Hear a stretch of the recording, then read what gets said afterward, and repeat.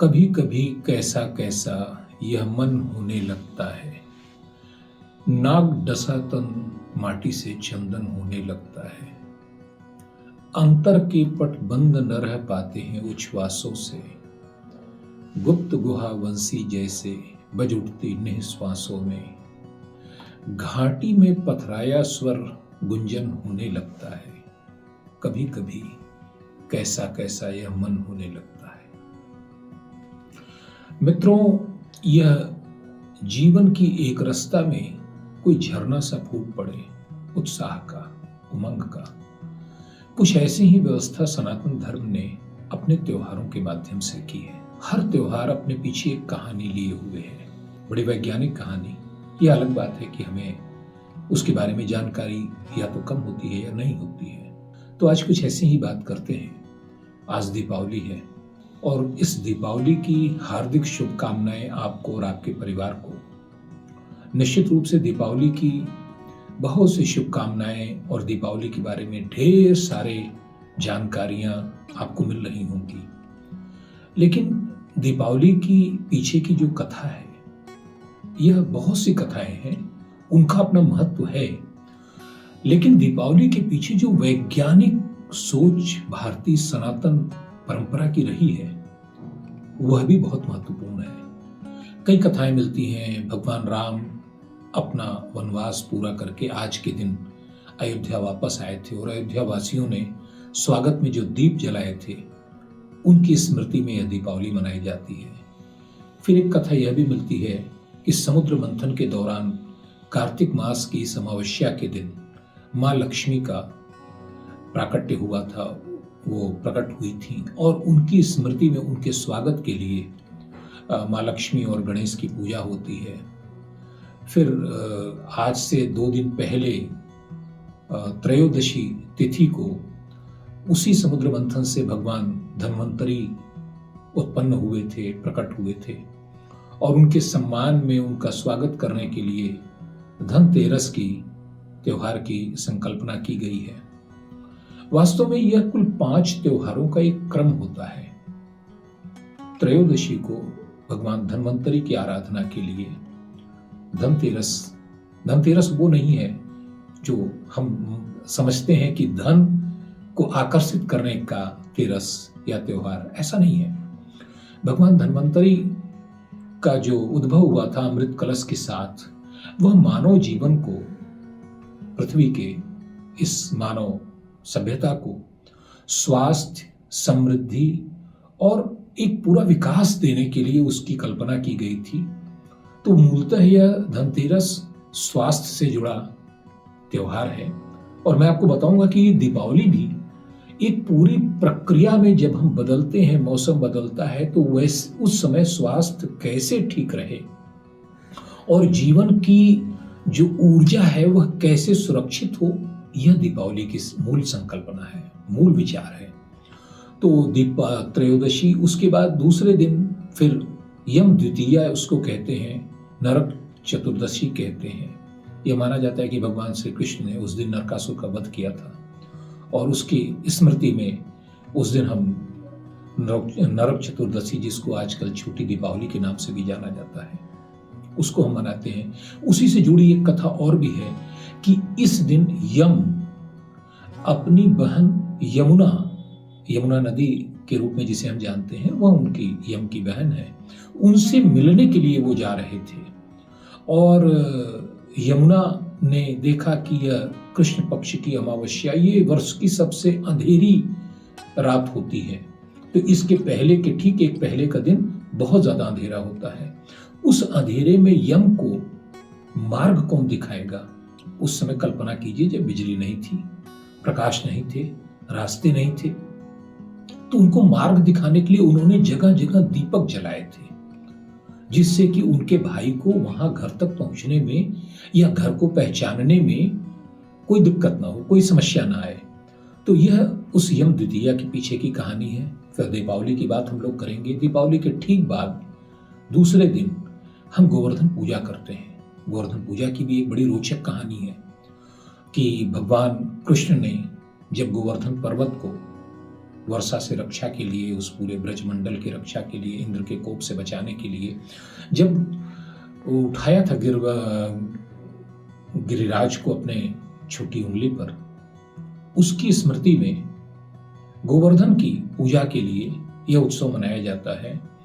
और उसके बाद भाई दूज का उत्सव आता है।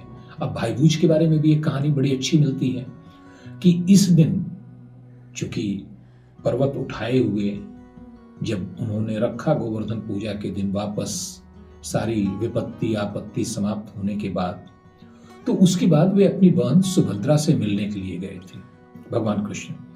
ये वही दिन था जिसको हम भाई दूज के रूप में मनाते हैं। और सुभद्रा ने उनसे आग्रह किया कि आप प्रत्येक वर्ष इस दिन मेरे पास आइए, मेरे घर आइए, और तिलक लगा के उनकी पूजा करके, उनका स्वागत करके जो त्योहार मनाया था उसकी स्मृति में भाई दूज के रूप में भाई और बहनों का एक पर्व मनाया जाता है।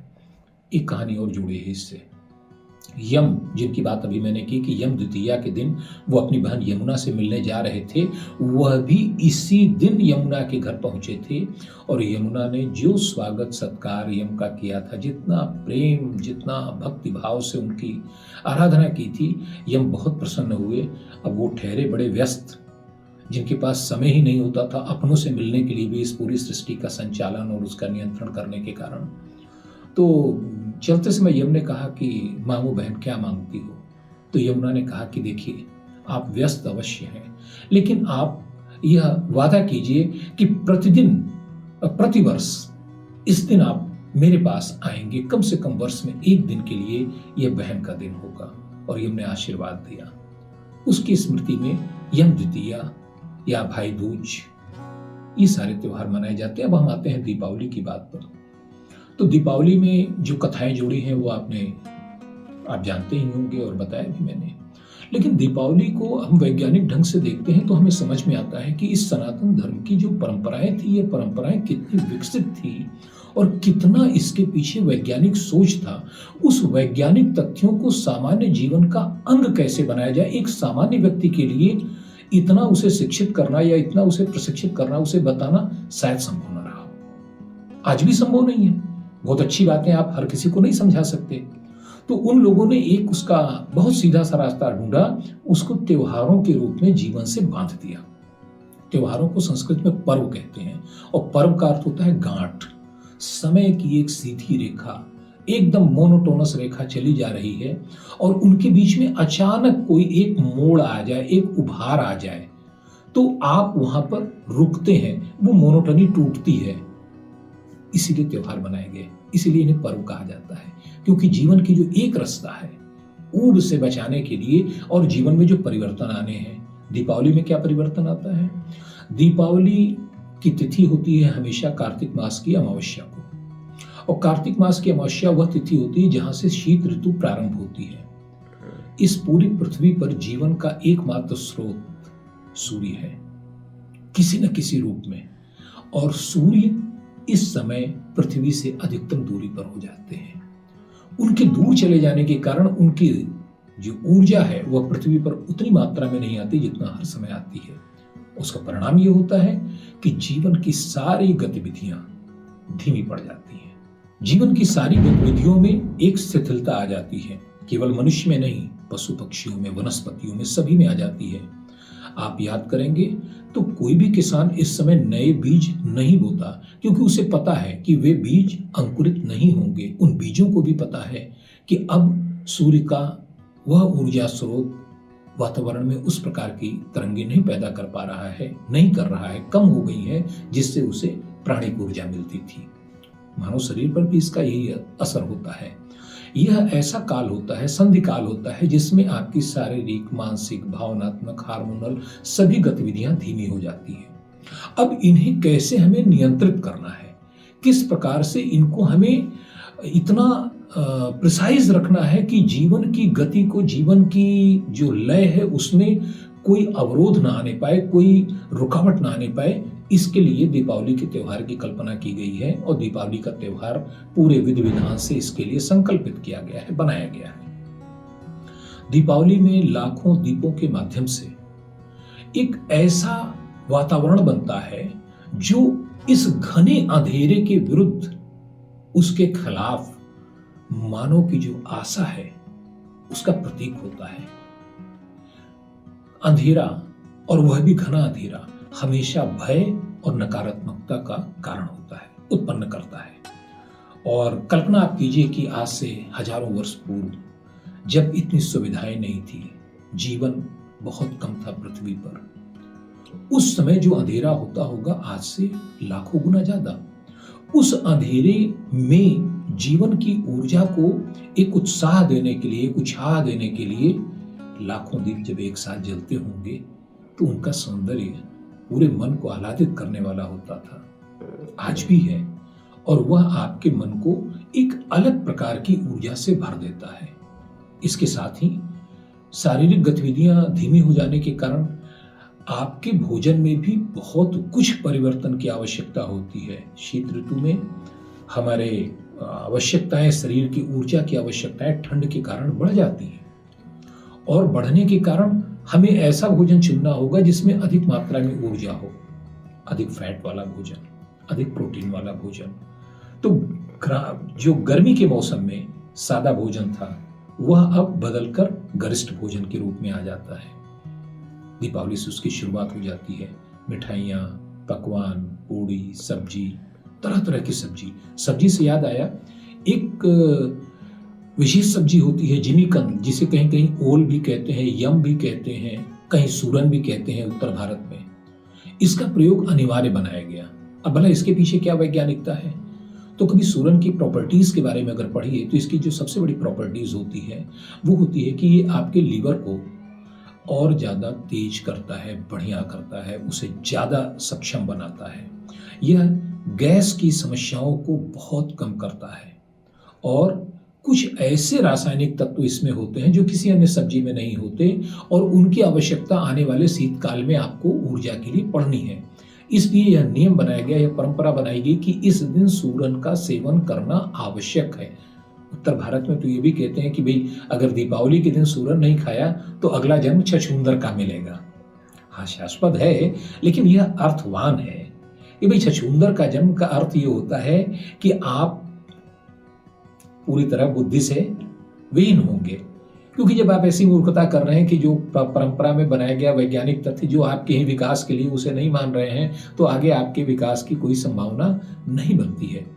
तो ये सारी बातें दीपावली के साथ हैं। एक बड़ा रोचक परंपरा इसके साथ जुड़ी रहती है, दरिद्रता को दूर करने, भगाने के लिए, चूंकि लक्ष्मी का त्योहार है। तो ठीक अगले दिन सुबह 5 बजे के आसपास, ये गांव में होता है, कुछ लोग जानते होंगे इसको, पहले तो बहुत बढ़िया परंपरा थी उत्तर भारत में, लेकिन अब बहुत कम हो गई, लेकिन गांव में अभी भी है कि उस दिन गन्ने का जो अगला भाग होता है, गन्ने के उस अगले भाग से घर के एक टूटे हुए सूप को, उसे सुबह 5 बजे सूर्योदय के ठीक पहले पीटते हुए उसे नदी के किनारे तक ले जाते थे और वहां विसर्जित करते थे, यह कहते हुए कि दरिद्रता चली जाए। इसको हम लोग कहते हैं खेत दलिद्र, यानी दरिद्रता को भगाना। अब इसके पीछे क्या कारण है?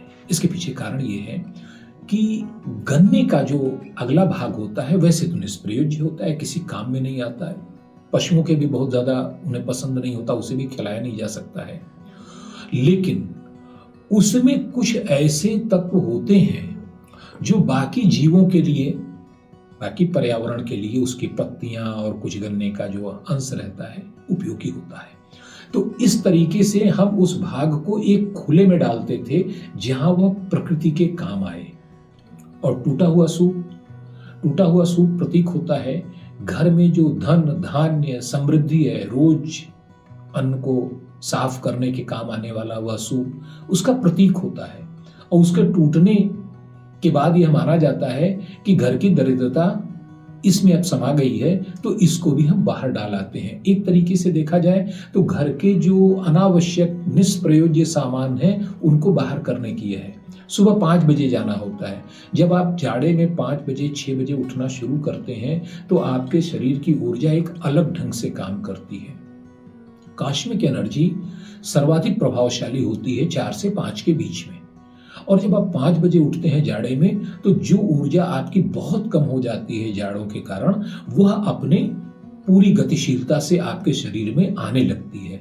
तो यह परंपराएं बनाई गई हैं।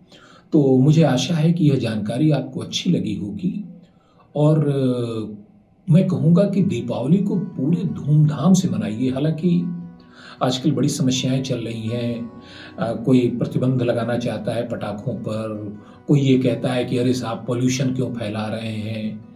भाई मेरे एक बात बताओ, अगर इसी से पॉल्यूशन एक दिन में फैलता है और प्रति माह भारत में कम से कम 1.5 से 2 लाख 4 व्हीलर सड़कों पर आ रहे हैं, तो क्या करोगे आप? एक दिन के प्रदूषण से आप उनका सारा प्रदूषण आप रोक लोगे, बैलेंस कर लोगे। और अगर यही बात है, इतना ही आपको प्रदूषण की चिंता है, तो संभावना तो ये भी है कि कल आप कहेंगे कि सनातन परंपरा में जो शवों को जलाना है ये बंद किया जाए, क्योंकि शवों को जलाने से भी प्रदूषण होगा। भाई जिस चीज के बारे में जानकारी कम हो उसके बारे में पढ़िए, उसके बारे में समझिए, उसकी वैज्ञानिकता को जानिए। दुनिया में सनातन धर्म से बेहतर और अधिक उपयोगी, अधिक वैज्ञानिक कोई भी दृष्टिकोण नहीं है। यहां हर बात के पीछे, छोटे से छोटी बात के पीछे पूरा एक सोचा समझा, प्रयोगों के द्वारा सिद्ध किया गया जीवन का एक तरीका होता है। तो मैं यही कहूंगा, दीपावली को पूरे जोश से मनाइए, खूब पटाखे फोड़िएगा, कोई प्रदूषण नहीं होना है, कहीं कुछ नहीं होना है। ये पटाखे उन लोगों को भी जगा देंगे जो अब तक सोए हुए हैं, आप में भी एक ऊर्जा का संचार करेंगे। खूब मिठाइयां खाइएगा, खूब बढ़िया दीपावली का प्रकाश कीजिए और दिए जलाइएगा, क्योंकि बिजली के बल्बों से आपको वह ऊर्जा नहीं मिलने वाली है जो दीपों के माध्यम से मिलती है। तेल जलने के बाद वातावरण में जो परिवर्तन आता है वह स्वास्थ्य को अलग ढंग से प्रभावित करता है, कीट पतंगों को भी समाप्त करता है, जो वर्षा ऋतु में आपके सबसे बड़े विरोधी होते हैं, सबसे बड़ा आपके लिए शत्रु होते हैं। ऐसे सभी लोग जो हमारे धर्म, पर्व और त्योहारों पर बड़ा उदारवादी दृष्टिकोण रखते हुए मीन मेख निकालते हैं, मैं उनके लिए 4 पंक्तियां उनको समर्पित करते हुए इस अपनी बात को समाप्त करना चाहूंगा कि जलते घर को देखने वालों, उसका छप्पर आपका है, आपके पीछे तेज हवा है, आगे मुकद्दर आपका है।